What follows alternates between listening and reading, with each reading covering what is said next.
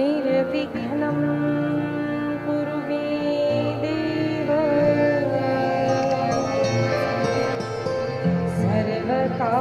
सर्वकार्येषु सर्वदा। या कुन्देन्दुतुषारहारधवला या शुभ्रवस्त्रावृता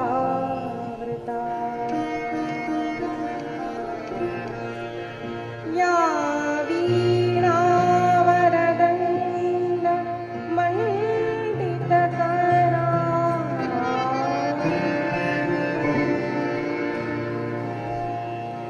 या श्वेतपद्मासना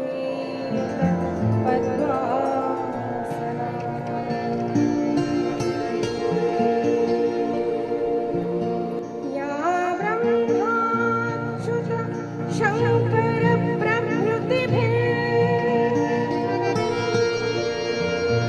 देवैः सदा वन्दिता सा मां पातु सरस्वती भगवती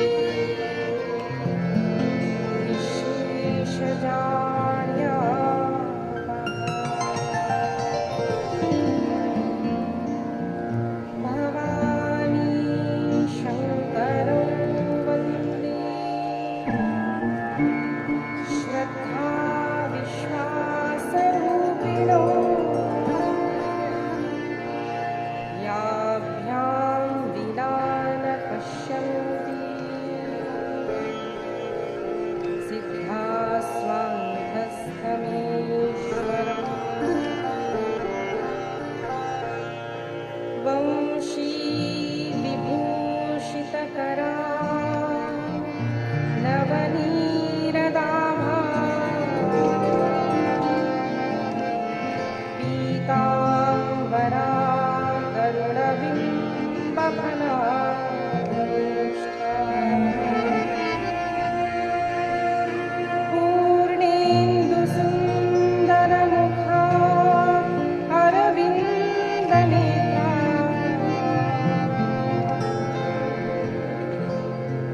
कृष्णाध्वरं किमपि तत्त्वमहं न जाने। नमोऽस्तु ते व्यासविशालबुद्धे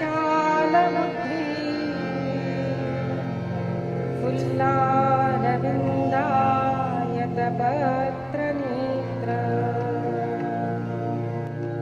येन त्वया भारततैलपूर्णः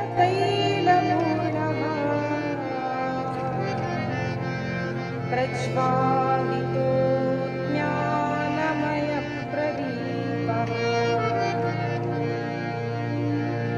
यं प्रव्रजन्तमनुपीतमपीतकृत्यम् द्वैपायनो विरहकातराजुहाव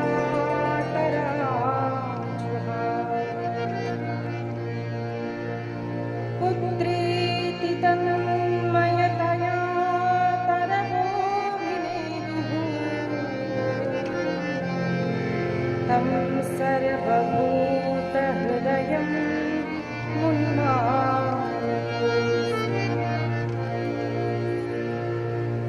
ब्रह्मानन्दं परमसुखदं केवलं ज्ञानमूर्तिं द्वन्द्वातीतं गगनसदृशं तत्त्वमस्यादिलक्ष्यम् एकं नित्यं विमलमचलं सर्वधी साक्षिभूतं भावातीतं त्रिगुणरहितं सद्गुरुं तन्नमामि। योऽन्तः प्रविश्य मम वाचमिमां प्रसुप्तां सञ्जीवयत्यखिलशक्तिधरस्वधाम्ना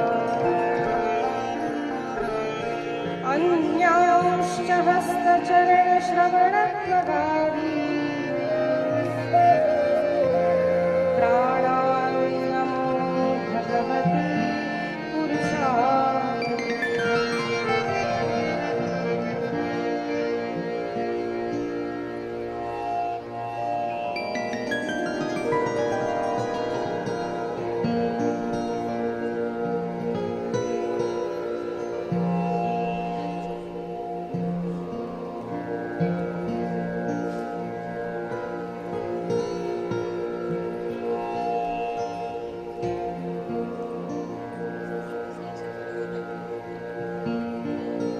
मातृदेवो भव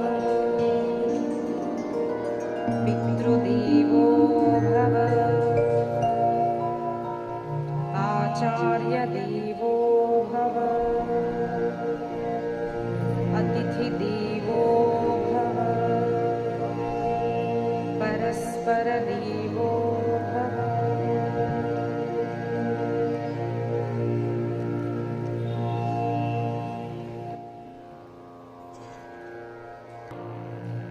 सकलभुवनमध्ये निर्धनास्तेऽपि धन्या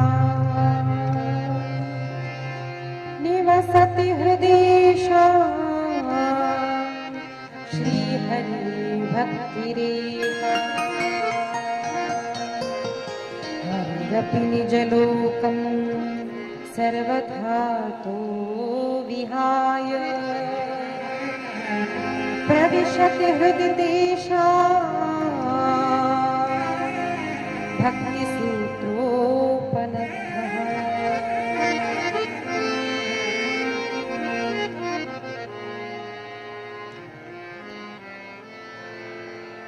अनेक साधु संत सभी बैठे हैं, कोई पहचान नहीं पाया, लेकिन नारद जी ने पहचान लिया कि साक्षात भक्ति महारानी ज्ञान वैराग्य को लेकर के तरुण अवस्था में यहाँ पर प्रकट हुई है। अत्यंत आनंद उल्लास में कृष्ण कन्हैया लाल की जय, कृष्ण कन्हैया लाल की जय जय घोष करती हुई, गाती हुई, नृत्य करती हुई आई है। अत्यंत आनंद नारद जी को हुआ, भक्ति महारानी को आनंद हुआ। और भक्ति महारानी ने पूछा है, नारद जी आपने मेरे व्यथा दूर की है, कलयुग में भी भक्ति सहित ज्ञान वैराग्य को आपने स्थापित किया है, आप मुझे बताइए कि आपको क्या चाहिए। नारद जी ने कहा, महारानी बस यही इच्छा करता हूँ कि जो भी अत्यंत श्रद्धायुक्त अंतःकरण से इस कथा का श्रवण कथन करता है, उन सब भक्तों के हृदयों में आप ज्ञान वैराग्य सहित विराजमान हो जाइए। और तथास्तु कहकर भक्ति महारानी आज भी जो भी इस कथा को अत्यंत श्रद्धा से कथन करता है, श्रवण करता है, उसके अंतःकरण में प्रकट हो जाती है। श्री भक्ति महारानी की जय। संत कहते हैं, अरे इस संसार में खूब धन होने से धनवान नहीं होता, खूब संपत्ति पदवी होने से कोई धनवान नहीं होता। सकल भुवन मध्य निर्धनास्तेऽपि धन्या, निर्धन भी हो लेकिन जिसके हृदय में अंतःकरण में भगवान की भक्ति हो ना, उसी को सच्चा धनवान समझना। सुंदर कथा कही। तब नारद जी ने प्रश्न पूछा है, सनकादि ऋषियों यह कथा पहले किसने सुनाई थी और इस कथा से कौन कौन विशुद्ध हुआ, इसका वर्णन कीजिए। के विशुद्ध्यन्ति वदन्तु मह्यम् सप्ताह यज्ञेन कथामयोन कृपालुभिर्लोकहितं विचार्य प्रकाशितः कोऽपि नवीन मार्गः। महाराज के विशुद्ध्यन्ति मह्यम्, बताइए कौन कौन इससे विशुद्ध हुआ है। तो वर्णन किया है, अरे जीवित व्यक्ति तो सुन करके मोक्ष मार्ग को प्राप्त करता है, मोक्ष को, ये कोई बड़ी बात नहीं है। मृत व्यक्ति प्रेतात्मा भी श्रवण करने से इस कथा को मोक्ष को प्राप्त कर सकता है, भगवान की भगवत धाम को प्राप्त कर सकता है। अच्छा तो कोई उदाहरण बताइए। इंसान को सिद्धांत चाहिए, सिद्धांत से पेट नहीं भरता, कोई उदाहरण चाहिए। अच्छा आपने बताया, हम क्यों विश्वास करें, कहां पर ऐसा हुआ था? वैसे नारद जी ने ये नहीं पूछा, लेकिन हम जैसे लोगों की बुद्धि में ये बात आ सकती है, इसीलिए यहाँ पर एक सुंदर कथा का वर्णन किया है, आत्मदेव की कथा है। शरद कुमार वर्णन करते हैं, नारद जी, तुंगभद्रा नदी के किनारे आत्मदेव नामक एक ब्राह्मण रहता था। तुंगभद्रा यानी कल्याण करने वाली काया है। उस नदी के तट पर, उस काया के तट पर जीवात्मा रहता है।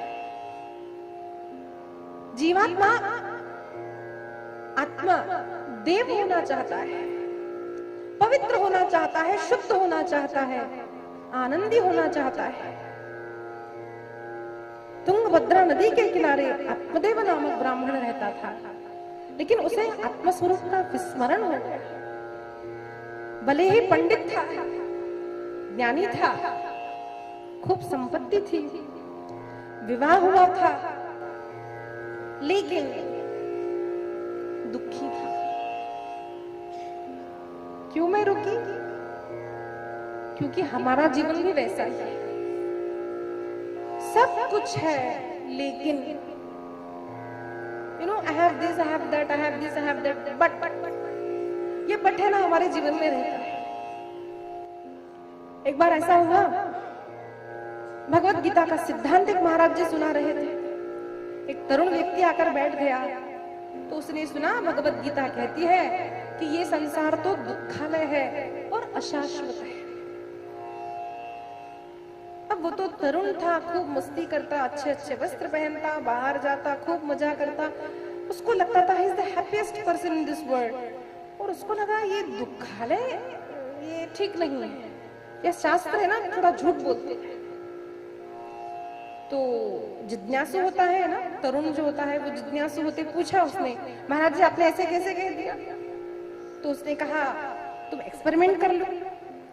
हम कुछ भी सुनते हैं उसके बाद हम एक्सपेरिमेंट करना चाहते हैं, हम ऑब्जर्व करना चाहते हैं कि क्या ये सत्य बात।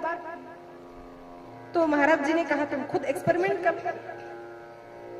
देखिए ये फ्रीडम है ना, हमको केवल सनातन धर्म में मिली है।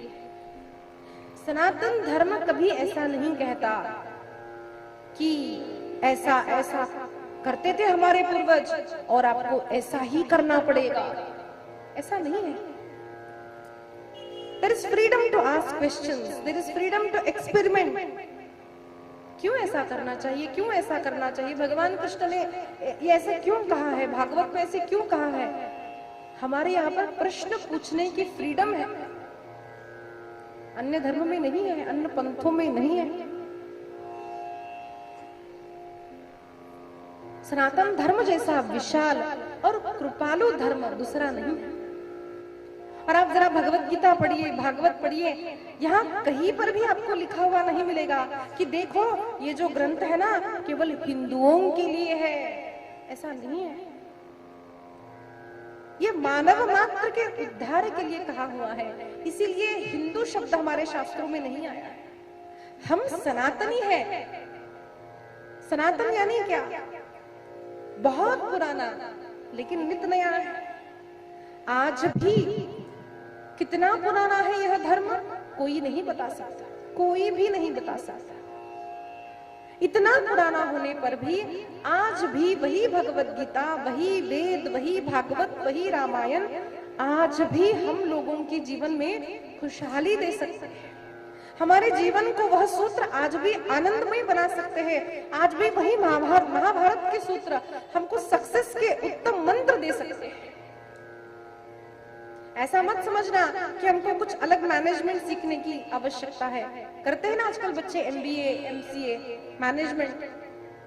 जरा महाभारत को ठीक से पढ़िए, संपूर्ण मैनेजमेंट स्किल्स हमको महाभारत में मिल जाएगी। मीटिंग कैसे अटेंड की जाए, मीटिंग में किस तरह से प्रिपेयर होकर के जाना चाहिए, अपने जीवन को कैसे चलाए, व्यक्तिगत जीवन को, अपने पारिवारिक जीवन को कैसे चलाए, अपने गृहस्थ जीवन को कैसे चलाए, एक राज्य को कैसे चलाए, सब कुछ महाभारत में मिलता है। तो हमारे जो शास्त्र है हमको फ्रीडम देते हैं, एक्सपेरिमेंट पढ़ो, जानो, समझो उसको, प्रश्न पूछो, सोचो। ऐसा नहीं है कि हम हमारे पूर्वज करते थे इसीलिए हमको करना है, ऐसा नहीं है। समझना चाहिए, पूछना चाहिए। इसीलिए मैं तो बार बार कहती हूँ कि कथा में अपने युवा बच्चों को लाए, छोटे छोटे बच्चों को भी लाए। लेकिन क्या होता है कथा में ना, ज्यादा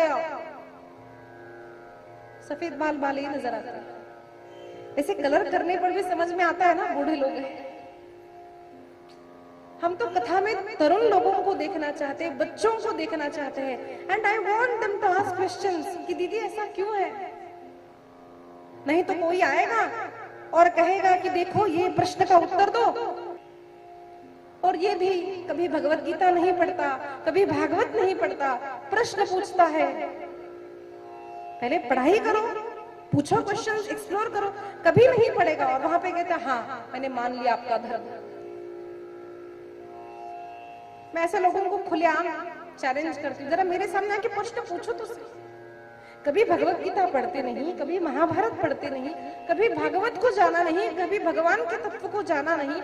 कुछ उल्टे सीधे पिक्चर्स देख करके हम लोग सिनेमा से लेकर के प्रश्न पूछ करके अपने इतने श्रेष्ठ धर्मों को आप झूठा साबित करना चाहते हैं, गलत साबित करना चाहते हैं। कितने मूर्ख हो आप। उन लोगों से मैं खुलेआम कहती हूँ, यू रीड, पढ़ो, जानो, समझो, प्रश्न पूछो। हमारे सारे शास्त्र प्रश्नोत्तर है। हमारी कथा में भी देखिए दो पद्धति होती है। एक तो पद्धति व्यास कहता है, श्रोता सुनते हैं, व्यास पद्धति।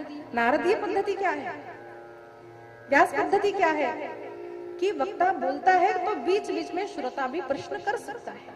इसीलिए आपसे भी कहती हूँ बीच बीच में बात नहीं करना वैसे, लेकिन कुछ शंका है लिख करके आप भेज सकते हो।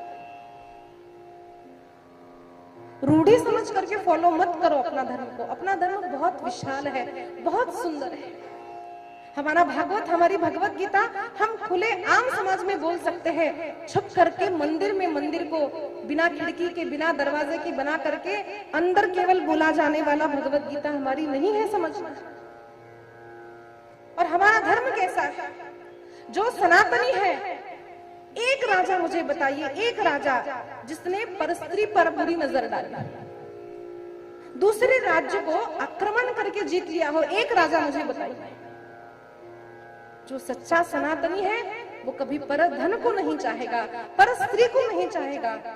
दूसरों का धन लूटना, दूसरों को जबरदस्ती से इस पंथ को फॉलो करने के लिए कहने के बाद हमारा धर्म बड़ा हुआ, ऐसा समझने वाला सनातन धर्म नहीं है।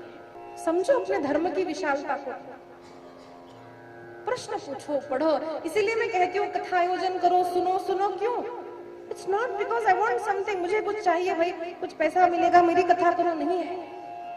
मैं वो जिज्ञासा रखती हूँ, मैं वो धैर्य रखती हूँ कि तरुण बच्चों के प्रश्नों को उत्तर दूं। स्कूल में अपने बच्चों को एकत्रित कीजिए, अपने तरुण पीढ़ी को एकत्रित कीजिए, बुलाइए, मैं आऊंगी, मैं बोलूंगी। धन नहीं मांगते, कुछ नहीं मांगूंगी। आज की माताएं अपने बेटे के हाथ में पैसे रख के बोलती है बेटा पिक्चर देखने जा। अब फिर घर में भी उसी की फोटो लगा करके आरती करे। कभी वीर शिवाजी बताया है अपने बच्चों को? कभी स्वामी विवेकानंद का चरित्र बताया है अपने बच्चों को? कभी महाराणा प्रताप का चरित्र बताया है अपने बच्चों को? कभी कृष्ण कैसा है बताया अपने बच्चों को? अपने बच्चे किस मार्ग पर जा रहे हैं ये जब तक माता पिता सावधान नहीं होंगे ना, अगला हमारा जो भविष्य है ना वो अत्यंत भयंकर है। और उसका कारण आपके बच्चे नहीं है, वृद्ध माता पिता है। वृद्ध माता पिता कथा सुनते नहीं तो बच्चा पूछेगा कि तिलक क्यों लगाया? We don't have an answer, हमारे पास उत्तर नहीं है। क्योंकि हमने अपना जीवन 50-60 साल गुजर गए, हमने कहां भागवत सुनी भाई? कब हमने थोड़ा समय निकाला है महाभारत को जानने के लिए? कब हमने थोड़ा समय निकाला है अपनी भगवत गीता को जानने के लिए? हमारी बेटी है ना, यूएस रिटर्न है, हमारा बेटा है ना वहां पे, भले ही वहां पे संडास धोता, अमेरिका गया। मुझे बताइए, हम गर्व से कह सकते हैं कि मेरा बेटा भारतीय है? We are not proud about our shastras and our dharma. Why? Because we have not given time. हम इतनी मूल्यवान चीजों के लिए समय देते नहीं है। इसलिए श्रील प्रभुपाद जी ने कहा है, प्रवचन है ना कभी फ्री मत करना। ये फ्री करते हैं ना हम लोग, तो लोगों को लगता है बस ये तो बाबा जी है। चार्ज स्कूल में इतने पैसे भरते हो, कथा में यहाँ पे आपको पैसे देने पड़े। कितने लोगों के बच्चे आए मुझे बताइए यहाँ पे? क्योंकि हमारे बच्चे ये सोचते हैं कथा कीर्तन सुनना तो बूढ़ों का काम है, रिटायरमेंट होने की बात सुनेंगे, है ना? तो सावधान हो जाइए। आज प्रथम दिन है, इसलिए मैं जरा कान पकड़ के बोल रही हूँ। अपने बच्चों को लेके आइए, अपनी गली में भी कोई बच्चे होना लेके आइए, कोई टिकट नहीं लगेगा आपको। आपके बच्चे अच्छे मार्ग पर जाएंगे, अपना परिवार सुखी होगा। आप याद रखिए, जो भी महाभारत सुनेगा, जो भी भागवत सुनेगा, रामायण पढ़ेगा ना, उसका बेटा राम जैसा ही होगा, उसकी बहू सीता जैसी ही होगी।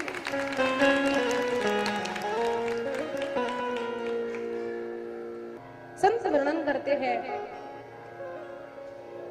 कि सबके जीवन में बट आता है, और ये बच्चे ने भी सोचा कि बट ये झूठ है भगवत गीता। तो उसने पूछना शुरू किया, दादी से पूछता है, दादी आप सुखी हो? हाँ बेटा मैं तो बहुत सुखी हूँ, मैं इतने बड़े घर में रहती हूँ, बड़ा भी बड़ा अच्छा है बेटा, बहू भी बहुत अच्छी है। तो बेटे ने सोचा चलो मुझे यही पहले व्यक्ति मिल गए जो बोलने वाली है कि मैं तो बहुत सुखी हूँ। उसने फिर से पूछा कुतूहल से, दादी तुम सचमुच बहुत खुश हो, कोई दुख नहीं है? तो फिर उसने बताया, बेटा सब कुछ तो ठीक है, लेकिन मेरे घुटनों में बहुत दर्द है। उसने कहा मुझे प्रूफ नहीं मिला। माँ के पास गया। पहले तो हम भी यही बोलते हैं ना, मैं तो बहुत सुखी हूँ सुखी हूँ, हम सबको वैसे यही बोलते हैं। लेकिन जरा अपना कोई मिले ना, जरा खोद खोद के पूछे, तब हम लोग बोलते सब कुछ अच्छा है लेकिन ये कमी है, सब अच्छा है लेकिन मेरी सास ना, सब अच्छा है लेकिन तबीयत अच्छी नहीं है, सब अच्छा है घर अच्छा नहीं है, सब अच्छा है मुझे बेटा नहीं है, सब अच्छा है लेकिन अभी बेटी का ब्याह हुआ नहीं है। एवरीथिंग इज देयर बट ये आता है ना, तो यही है दुखालयम अशाश्वत। तो इसी तरह आत्मदेव का भी जीवन था, सब कुछ था, पत्नी थी, पंडित था, ज्ञानी था, समाज में उसका नाम था, घर था, लेकिन संतति नहीं थी। अत्यंत दुखी था, कई सारे प्रयत्न कर लिए, लेकिन सोचने लगा अरे मैं बीजारोपण करता हूं तो वृक्ष भी नहीं लगता, ये कैसा मेरा भाग्य है। और एक दिन सोचा बस अब तो मैं आत्महत्या कर लूंगा, the easiest way to escape. जरा 1-2 वर्ष में हम लोग देखिए न्यूज में क्या आता है, कितने सारे तरुण लोगों ने आत्महत्या कर ली। ऐसे जान पहचान के लोग तो छोड़िए, जरा बड़े बड़े सिनेमा स्टार, बड़े बड़े दिग्गज लोग है ना, सुसाइड, आत्महत्या। आपको लगता है हम आत्महत्या करेंगे तो बस हम लोग छूट जाएंगे, कम मार्क मिले और आत्महत्या कर ली।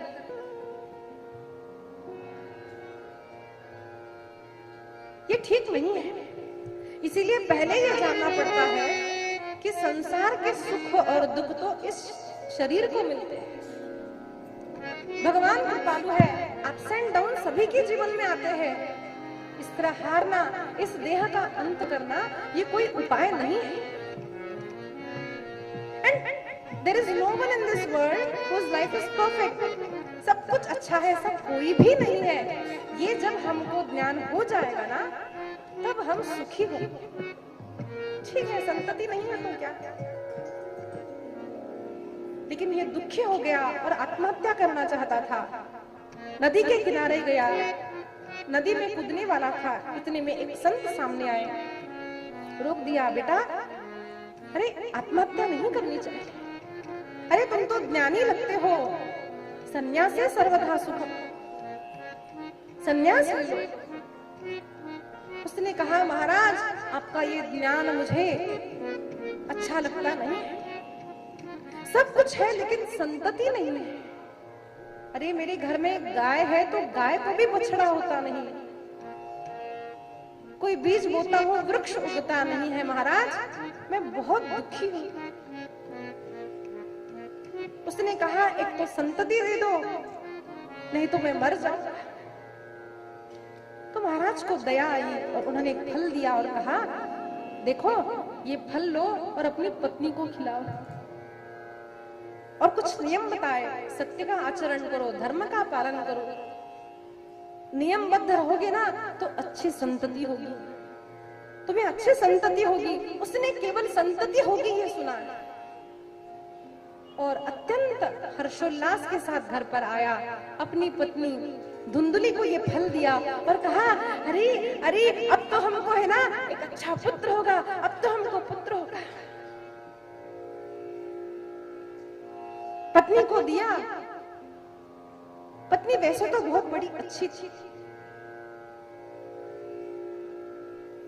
भागवत कहती है कैसी थी, लोकवार्ता रता क्रूरा प्रायशो बहुजल्पिका शूरा च गृहकृत्येषु कृपणा कलह प्रिया। लोकवार्ता रता क्रूरा, रत रहती थी, दिन भर एक ही काम था, क्या था, लोकवार्ता, कि किसके घर में बच्चा हुआ, कौन पेट से, किसके घर में कितना धन मिला, किसने कौन सी नई साड़ियां खरीदी, किसके घर में कौन सी नई गाड़ी आई, किसके घर में झगड़ा हुआ। लोकवार्ता रता, क्या आदत होती है ना अनेक स्त्रियों की, वैसे आपकी नहीं होगी, लेकिन घर में बहुत बक बक बक बक बक बक बक, थोड़ी सी मोबाइल पर एक दो केवल 4 घंटे की बातें करके भी ना ऐसा लगता है बोर होता है। फिर बाहर जाएगी और बोलेगी अरे कोई है जरा आ जाओ, हम बैठ के बात करेंगे, मेरा तो सत्यानाश हो गया, अब मैं तेरा भी सत्यानाश कर सकती हूँ। लोकवार्ता रता इसका अर्थ है। अब देख लो आप में से कौन हो। क्रूरा, बहुजल्पिका, बहुजल्पिका, बक बक बक बक बक बक बक बक, वो बंद रहता है ना केवल तभी जब वो सोती है। वैसे राम नाम बोलने के लिए कहो ना तो नहीं खुलेगा, लेकिन पूछा जाए साड़ी कहां से खरीदी तब शुरू हो जाएगा। लोकवार्ता रता क्रूरा प्रायशो बहुजल्पिका शूरा च गृहकृत्येषु, घर के काम में बड़ी अच्छी थी। अब हमें जब बहू लाते हैं ना घर में तो हम क्या देखते हैं, अरे घर का काम ठीक से करेगी, बाकी जो कुछ भी हो, घर का काम अच्छे करने वाली होना तो बस हमको लगता है बस बहुत अच्छी बहू है। और होता है ये स्त्रियों में, 4 डब्बों में एक डब्बा नहीं दिखा ना तभी समझ में आ जाता है एक डब्बा कहाँ गया, एक चम्मच कहाँ गया, अरे वो जो ग्लास था वो कहाँ गया, अरे ये 100 रुपए का नहीं ये तो 50 का है बराबर। गृह कार्य में एकदम शूर थी, वैसे बहुत अच्छी थी। कृपणा, मंदिर में दान करना हो तो जेब से पैसे नहीं निकलते, बाजू की वाली स्त्री ने दिया तो ऐसे नोट देख के देगी जो फटी हुई है, वैसे भी घर पे काम नहीं आएगी, चलो मंदिर में फटी नोट ही डाल। कृपणा, कलह प्रिया, कुछ भी एक बात उसको बोल दो ना तैयार हो जाएगी झगड़ा करने के लिए, अरे तू आ मैं तुझे बताता। और कैसी थी, स्ववाक्य स्थापिता। कई लोग ऐसे होते देखो, कुछ बोलने जाओ ना ऐसा नहीं ऐसा, तो वो हमको बात ही नहीं करने देंगे, अपनी ही बात स्थापित करेंगे, नहीं नहीं नहीं नहीं नहीं, नहीं। अपनी ही बात। स्ववाक्य स्थापिता नित्यम सुंदरी सुकुलोद्भवा, अच्छी कुलोत्पन्न थी, सुंदरी थी। वैसे भी बेटे को बहू कैसे चाहिए? सुंदरी, अच्छी सुंदर है, फिर कोई गुण भी ना हो चलेगा। एक संत ने कहा आजकल क्या होता है घर घर में, मंची बैसता रानी माता बहत से पानी। अपनी रानी को, पत्नी को कहता है, अरे तू सुकुमारी है, सुंदरी है, बैठ जा जरा। माता बाहत से पानी। माँ को कहेगा, माँ तेरी बहू के पैर बहुत दर्द हो रहे, अब पानी भरो। सुंदरी चाहिए, ये आज की स्थिति है। ऐसी ही धुंधुली थी। मंदायाम मयि सर्वस्वम ननंदायाम संभरेत तदा। इस धुंधुली को अब बड़ी चिंता हो गई, भाई पतिदेव ने तो फल ला लिया, अब खाऊंगी तो गर्भवती हो जाऊंगी। अब गर्भवती होना सभी स्त्रियों के लिए आनंद की बात है, ऐसा नहीं। आनंद की बात है सबकी। कई सारी ऐसी माताएं भी है, बहनें भी है जो सोचती है कि बच्चे क्यों चाहिए, शादी ब्याह करेंगे, हम दोनों खुश रहेंगे, कमाएंगे, बस बच्चे क्यों चाहिए। उसका डायपर बदलो, उसको बड़ा करो, उसकी किरकिरी सुनो, उसका रोना धोना सुनो। ऐसी बेटियां हैं कि नहीं बताइए, आज भी है। अब इसकी टेंशन क्या थी, इसने तुरंत अपनी महिला मंडल की मीटिंग बुलाई, अपनी बहनों को बुलाया। सबसे चतुर बहन तो छोटी बहन होती है घर में, उसको बुलाया। कहा, अरे मैं अपनी टेंशन क्या बताऊं तुझे, इन्होंने फल ला लिया, खाऊंगी तो गर्भवती हो जाऊं। तो बहन ने कहा, अच्छा है ना, गर्भवती होगी, इतने दिनों से आप संतान चाहते हो। अरे कहा मैं चाहती हूँ, वो तो ये चाहते हैं। अब देखो मैं गर्भवती हो जाऊंगी तो मैं सुकुमारी इस दुख को कैसे सहन कर सकूंगी, काम नहीं कर पाऊंगी। तब काम करने के लिए घर में मेरी ननंद आएगी। और कैसा होता है ना, विवाह से पहले ही लड़कियों में बुद्धि होती है, ननंद जो होती है ना वो बहुत बुरी होती है। अब हर भाभी की ननंद बुरी, अगर वो लड़की भाभी हो, बहू हो तो उसकी सास बुरी, अगर वही औरत सास हो तो बहू बुरी, अगर वो पत्नी हो तो कहती है, अरे मेरे जैसा पति ना किसी को न मिले, वो तो मैं हूं इसलिए इसके साथ रहती। होता है कि नहीं? भाभी बुरी, ननंद बुरी, सास बुरी, बहू बुरी, सब बुरे बुरे बुरे, केवल मैं ही अच्छी। अब इसने कहा मैं गर्भवती हो जाऊंगी, ननंद आ जाएगी, मैं सुकुमारी काम नहीं कर पाऊंगी। और हम देखते हैं गर्भवती होने पर आजकल की बच्चियां, यहाँ पकड़ेगी, यहाँ दर्द है, वहां दर्द है, मैं कैसे काम करूं। हमारे नानी दादियों को देखिए, 10-10, 12 बच्चे होकर के भी एकदम हट्टी कट्टी। मेरी नानी को ना मेरी माँ बुलाती थी, समझो मुझे बुलाया तो शिल्पा ये लेके आओ, तो मुझसे पहले मेरी नानी उठती थी, 60-70 साल की, इतनी एक्टिव। और हम यहाँ दुखता है, वहां दुखता है, यहाँ दुखता है, वहां दुखता है। ये धुंधुले के वाक्य है, लालने पालने दुखम प्रसूतायाश्च वर्तते, वंध्या वा विधवा नारी सुखिनी चेत में। अरे मुझे तो लगता है इससे विधवा होना अच्छा अथवा वंध्या होना अच्छा है। कोई आश्चर्य मत कीजिए, ऐसी लड़कियों को देखा है हमने। ऐसा सोच करके वो समझ नहीं पा रही थी, खाऊं या न खाऊं, खाऊं तो क्या करूं, न खाऊं तो क्या करूं।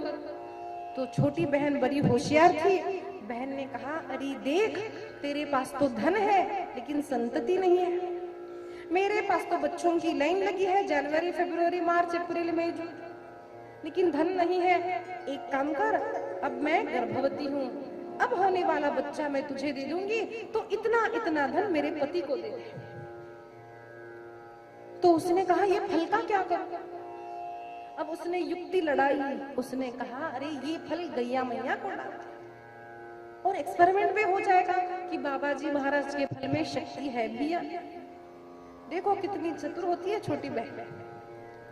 अब दोनों में तय हो गई बात और वो फल गैया मैया को डाल दिया और झूठा ही बोल दिया अपने पति को कि अब मैं गर्भिणी हूं। अब एक लेडीज की ना स्पेशलिटी होती है महिलाओं की, पुरुष कुछ भी छुपाए ना तो स्त्रियों को पता चल जाता है। चलता है कि नहीं? कुछ भी छुपा लो, कुछ भी करो, पता चलता। स्त्रियां कुछ भी छुपाए तो पता चलता है। अभी अभी तो 8 नवंबर हुआ, कुछ साल पहले क्या हुआ था? नोट बंद। उससे पहले पतिदेव ने पूछा पत्नी से, अरे कुछ 5,000 रुपए की आवश्यकता है तेरे पास? अजी मेरे पास कहाँ, अजी मेरे पास कहाँ, अजी मेरे पास कहाँ, मेरे पास तो कुछ भी नहीं है। और जैसे ही नोट बंद हुए, साड़ी के नीचे, साड़ी के अंदर, डब्बे के अंदर, डब्बे के नीचे, जहां कहीं छुपे थे सारे नोट बाहर निकले, छोटे बड़े सारे मच्छर बाहर निकले। ऐसा प्रधानमंत्री आया है ना? तो ऐसी ही धुंधुली ने कहा मैं गर्भवती हूं, लेकिन पतिदेव को पता नहीं चला। 6 मास परिपूर्ण हुए और उसने कहा पहले ही प्रसूति हो गई और पुत्र हुआ है। तो आत्मदेव ने खूब आनंद लुटाया, खूब धन दिया। उसको आनंद इस बात का भी था कि गैया मैया को भी एक सुंदर पुत्र हुआ है, काम उसके गौ माता जैसे है। उस छोटे से बालक का नाम उन्होंने गोकर्ण रखा और अपने पुत्र का नाम क्या रखे, ऐसा सोच में पड़ गया। तो पत्नी ने कहा स्ववाक्य स्थापिता, मेरा ही सत्य होना चाहिए। उसने कहा देखो जी, मैं तो नाम मैं रखूंगी अपने बच्चे का, मैं धुंधुली, और मुझसे मैचिंग नाम होना चाहिए, धुंधुकारी। तो उन्होंने कहा ये धुंधुकारी का अर्थ क्या होता है? तो उन्होंने कहा अर्थ की क्या आवश्यकता है, धुंधुली, धुंधु धुंधु मैच तो होता है ना, बस अच्छा है। अब बच्चों के नाम भी कैसे होते बच्चों के नाम? एक आदमी की कुछ लड़कियां थी, एक बच्चा था, पूछा नाम क्या है? तो उसने कहा साइली, वैशाली, रूपाली, और बेटे का नाम मवाली। ये मवाली क्यों रखा? अरे दीदी मैच होता है ना, ऐसे नाम हो गए हैं। वैसे ही धुंधुकारी रख दिया उसका नाम। अब दोनों पुत्र धीरे धीरे बड़े होने लगे और धुंधुकारी अतिशय दुष्ट हुआ, लोगों को त्रास देता, और गोकर्ण महापंडित हुए।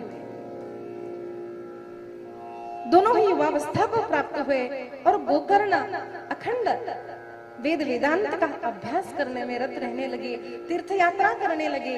और ये धुंधुकारी वेश्यागमन करने लगा, चोरी करने लगा, लोगों को रुलाता था। रावण का अर्थ क्या होता है? रावयति द्रावयति इति रावणः, दूसरों को रुलाने वाला है ना, वही रावण है। ये सबको रुलाता है। थोड़े लोग ऐसे होते हैं सैडिस्ट, कि कोई रोए ना तो उनको अच्छा लगता है।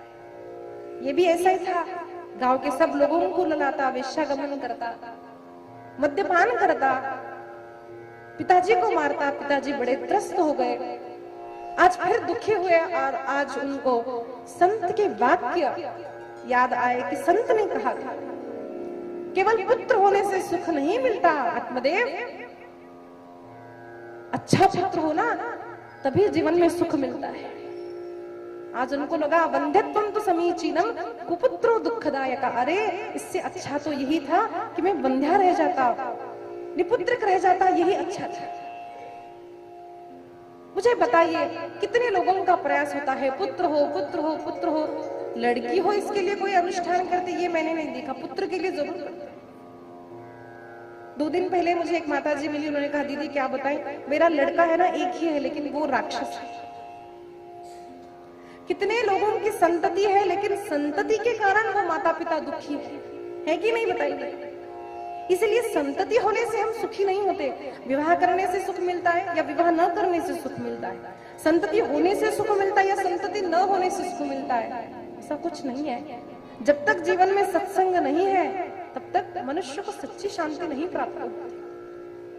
आज आत्मदेव अत्यंत दुखी हुए और पुत्र ने आज पिता को ज्ञान कराया। बाबा ये सब मैंने आपसे ही सीखा है, स्मारयेन तु शिक्षयेत्, पिता से ही सीखा हुआ ज्ञान आज पुत्र पिता को याद दिला रहा है। बाबा बहुत गई थोड़ी रही, बाबा अब तो 60 वर्ष के हो चुके, किसके जीवन में दुख नहीं है? असार खलु संसारो, गोकर्ण महाराज कहते हैं बाबा ये संसार असार है, सुतम कस्य धनम कस्य। बाबा, संतति होने से, धन होने से सुख नहीं मिलता। स्नेहवान जलते निशा। दिया में बाती हो, वो कब तक जलेगी? जब तक उसमें तेल है। उसी प्रकार मनुष्य कब तक जलता रहेगा? जब तक मैं, मेरा, मेरे बच्चे, मेरा, मेरा, मेरा जब तक रहेगा ना, तभी तक इंसान को दुख होता है। एक बार ऐसा हुआ, वृंदावन की सच्ची घटना है, मुलुक पीठाधीश्वर जी की मुख से सुना था मैंने। एक बार ऐसा हुआ कि एक वृद्ध आदमी को उसके बहू और बेटा खूब मार रहे थे। तो महाराज जी को दया आई। उन्होंने कहा, अरे इतने वृद्ध हो, छोड़ दो परिवार को, आओ हमारे साथ संन्यास ग्रहण करो, राम राम करो, आश्रम में धन मिलेगा, वस्त्र मिलेंगे। तो वृद्ध आदमी बोला, महाराज आप अपने मार्ग से चले जाओ, हम नहीं अपने घर को छोड़ेंगे। इतने मार खाकर भी तो फिर क्यों बार बार आश्रम में आकर के बोलते हो कि बेटा ऐसा है, बहू ने मारा, बेटा ने मारा, क्यों बोलते हो? संत को बड़ा विचित्र लगा कि खाना मिल रहा है, भोजन मिलता है, राम राम करना है और ये नहीं आता। तो उस व्यक्ति ने कहा, महाराज अब तो ब्रह्मचर्य के बाद नैष्ठिक ब्रह्मचारी हो, बाद में संन्यास ले लिया, न पत्नी है न पुत्र है, आपको पुत्र के सुख का कोई भास भी नहीं है। महाराज, पुत्र और बहू के हाथ से मार खाने में भी जो आनंद है ना, वो आपको कभी पता नहीं चलेगा। भले घर के लोग मारे, लेकिन घर अच्छा लगता है। क्यों? मेरा घर, मेरी पत्नी, मेरे बच्चे, मेरा मेरा मेरा। और ऐसे ही स्नेहवान जलते। बाबा, नचेन्द्रस्य सुखम कश्चिन। बाबा, इंद्र सुखी नहीं है। कौन सुखी है? मुने रेकांत जीवनहा। जो मुनि यानी कौन है? जो शास्त्रों का चिंतन करता है, उस जीवात्मा को मुनि कहा जाता है। ऐसा नहीं कि दाढ़ी बढ़ाई, काषाय वस्त्र पहने तो वो मुनि हो गया, ऐसा नहीं है। जो शास्त्रों का मनन करता है, चिंतन करता है, उसको